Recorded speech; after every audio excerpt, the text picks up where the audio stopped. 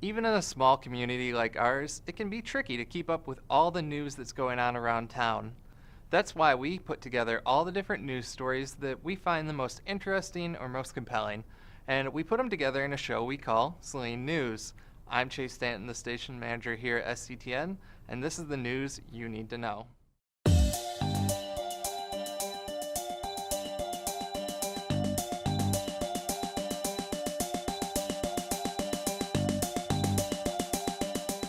As always, we like to point out that our news stories come from a variety of sources around town. This first one comes from the Saline Post and is a wonderful reminder of the community we live in. On the 27th, a local man stopped in at the Speedway here in town to help an older woman fix a flat tire on her minivan. While trying to remove the spare from under the vehicle, the jack gave way and the vehicle fell on the man's chest.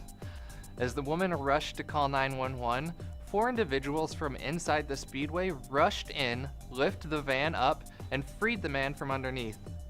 Firefighters and paramedics arrived to transport the man to the hospital, where he was treated for non-life-threatening injuries.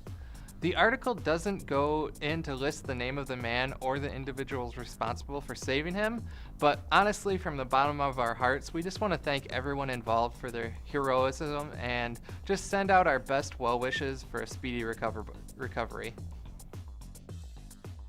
The Saline School Board meets twice each month to help make sure that our schools continue to thrive and flourish. SCTN is on hand to tape the first meeting of each month, which you can see on our Vimeo page, and we wanted to highlight one story from the recent January meeting that we thought was interesting. Following concerns from some parents about classroom sizes here in Saline, the school board put together a task force to look into the different ways that they can keep class sizes low.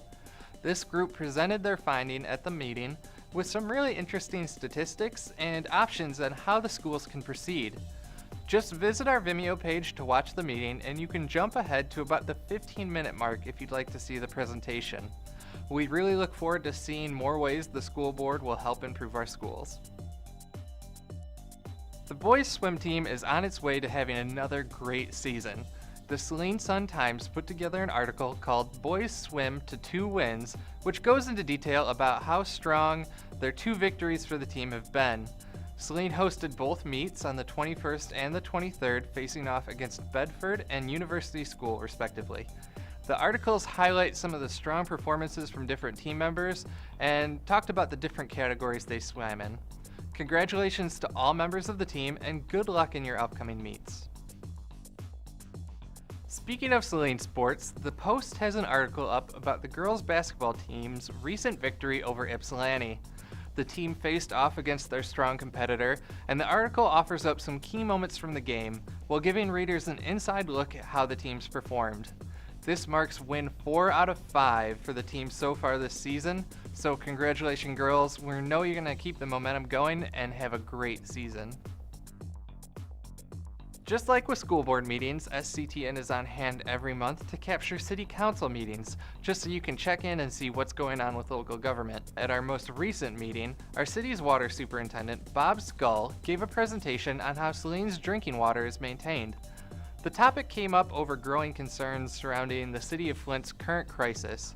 Superintendent Scull discussed the different methods the city employs to make sure Saline's water is lead and copper free.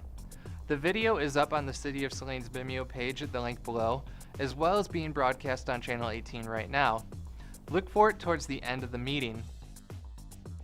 Speaking of the water crisis in Flint, we wanted to do our part to spread the word on how Saline citizens can help. We provided a link below to an article posted by CNN. The article contains several links you can visit to donate water bottles, test kits, filters, and so much more. I'll be hopping on right after this is done to donate myself. We encourage you to do the same. That's all the news we have for now. Again, be sure to check out all the news sources we listed in the show to get even more in-depth coverage of local events than we can provide. And as always, you can visit us at sctn.org or our Vimeo page at vimeo.com/sctn to see what we're up to. Take care, Saline.